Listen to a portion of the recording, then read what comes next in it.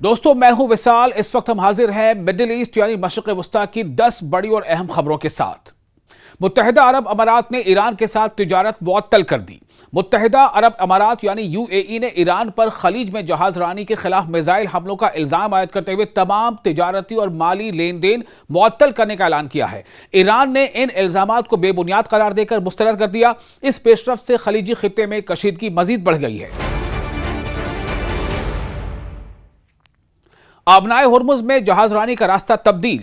Reports کے مطابق Hormuz سے گزرنے والے بیشتر تجارتی جہاز اب عمانی سمندری راستہ اختیار کر رہے ہیں. شپنگ ڈیٹا سے ظاہر ہوتا ہے کہ جہاز وہ ایرانی ساحلی پٹی سے دور رہنے کی کوشش کر رہے ہیں. اس تبدیلی کا تعلق حالیہ سیکیورٹی خدشات سے جوڑا جا رہا ہے.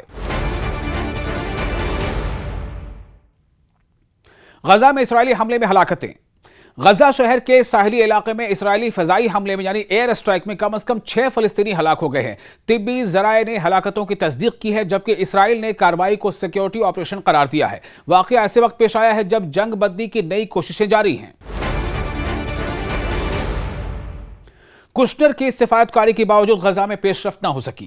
امریکی صدر کے خصوصی ایلچی جیریڈ کشنر کی اسرائیل اور حماس سے ملاقاتوں کا دور اختتام پذیر ہو گیا. مذاکرات میں غزہ امن منصوبے پر کوئی بڑا بریک تھرو سامنے نہیں آیا. فریقین نے رابطے جاری رکھنے پر اتفاق کیا ہے.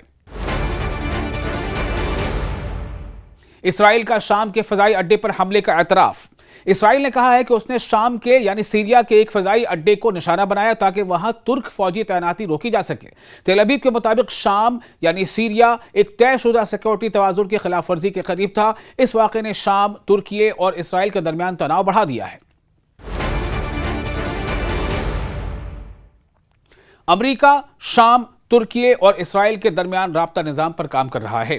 امریکی نمائندے نے کہا ہے کہ واشنگٹن شام یعنی سیریا، ترکیے اور اسرائیل کے درمیان فوجی تصادم سے بچنے کے لیے ایک ڈی کنفلکشن میکانزم تیار کر رہا ہے. مقصد خطے میں غلط فہمیوں اور غیر ارادی جھڑپوں کو روکنا ہے. اس اقدام کو علاقائی استحکام کے لیے اہم قرار دیا جا رہا ہے.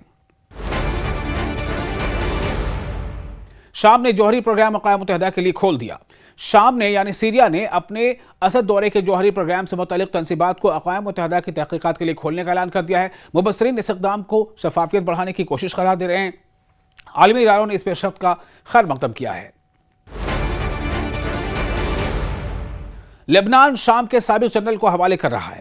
لبنان ایک سابق شامی جنرل کو جنگی جرائم سے متعلق تفتیش کے لیے شام کے حوالے کر رہا ہے. یہ اقدام خطے میں احتساب کے ایک اہم مقدمے کے طور پر دیکھا جا رہا ہے. خبر ایسوسیٹڈ پریس کے حوالے سے سامنے آئی ہے.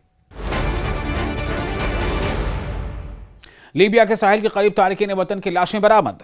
مشرقی طرابلس کے قریب کشتی حادثے کے بعد 9 تارکین وطن کی لاشیں سمندر سے نکالی گئی ہیں. ہلال احمر کے مطابق مزید افراد لاپتہ بھی ہو سکتے ہیں. بحیرہ روم میں ہجرت کا بحران بدستور سنگین بنا ہوا ہے. مغربی کنارے میں آباد کاروں کے تشدد پر نئی تشویش. مغربی کنارے یعنی ویسٹ بینک میں فلسطینی آبادیوں کے خلاف آباد کاروں کے تشدد اور محاصرے کے واقعات پر بین الاقوامی توجہ بڑھ رہی ہے. امریکی سفیر نے بعض آباد کار حملوں کو دہشت گردی قرار دیا ہے. مختلف انسانی حقوق تنظیمیں بھی صورتحال پر تشویش ظاہر کر رہی ہیں.